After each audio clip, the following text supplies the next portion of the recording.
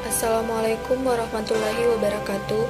Perkenalkan, nama saya Fatmawati, Prodi Manajemen Pendidikan Islam, Lokal MPI 1, mata kuliah Kepemimpinan Pendidikan. Di sini saya akan menjelaskan materi tentang pengembangan dan pembinaan organisasi. Yang pertama saya jelaskan yaitu pengertian pengembangan organisasi. Pengembangan organisasi adalah suatu perubahan berencana, suatu usaha yang menyeluruh yang memerlukan dukungan dari pucuk pimpinan. Maksudnya yaitu anggota atau pekerja juga memerlukan dukungan dari pemimpin-pemimpin tersebut agar agar semangat dalam bekerja. Kemudian yang dirancang untuk meningkatkan efektivitas dan kesehatan organisasi melalui penggunaan berbagai teknik intervensi dengan menerapkan pengetahuan yang berasal dari ilmu-ilmu pelaku. Kemudian yaitu tujuan pengembangannya. Tujuan pengembangan organisasi ini adalah untuk meningkatkan efektivitas organisasi secara keseluruhan. Untuk mencapainya ada beberapa cara. Yang pertama, meningkatkan keharmonisan hubungan kerja antara pimpinan dengan staf anggota organisasi. Yang kedua, meningkatkan kemampuan memecahkan persoalan organisasi secara lebih terbuka. Yang ketiga, peningkatan keterbukaan dalam berkomunikasi. Yang keempat, peningkatan semangat kerja para anggota organisasi dan juga kemampuan mengendalikan diri sendiri. Kelima, yaitu mengubah dan mengembangkan pandangan terhadap perspektif organisasi dengan memperluas wawasan pada anggota organisasi. Jadi organisasi di dalam mengembangkan kreativitasnya sangat membutuhkan orang-orang yang memiliki kapasitas pemikiran kreatif dan pemikiran analitikal. Pemikiran kreatif ini diperlukan organisasi pada tahap insepsi untuk masing-masing ide. Dan OP dan OD. OD itu Organization Development. Ini tujuannya untuk memberikan informasi yang lengkap dan benar dalam organisasi itu sendiri, untuk dapat membantu organisasi dan juga para anggota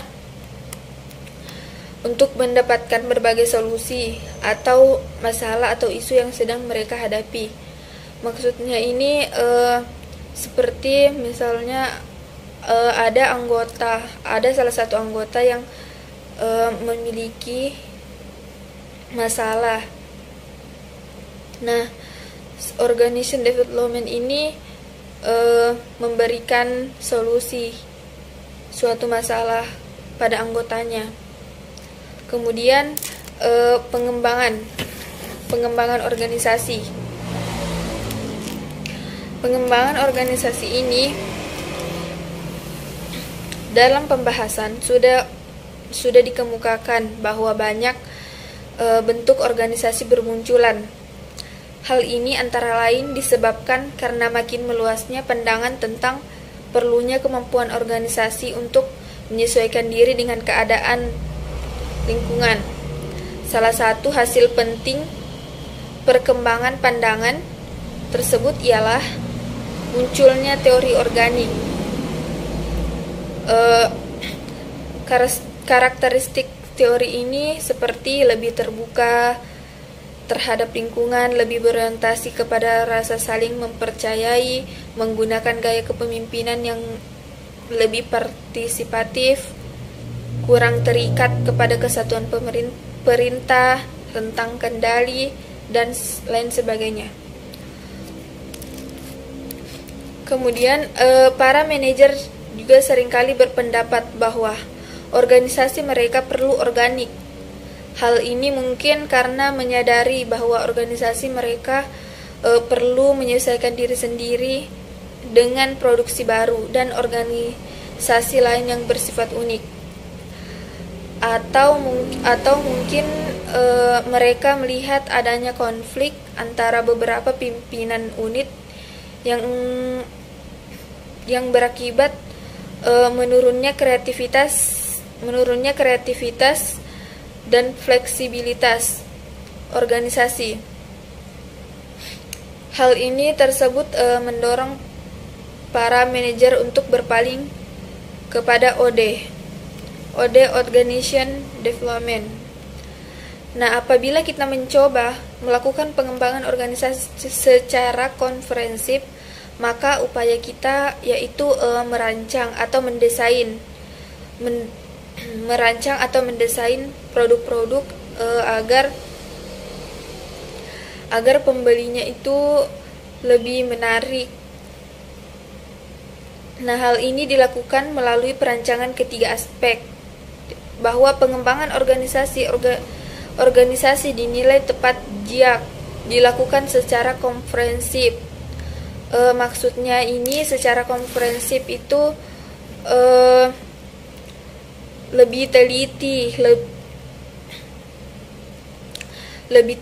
lebih lengkap dan lebih menyeluruh. Lebih teliti dalam melakukan pekerjaan, harus lengkap. Kemudian tidak dilakukan secara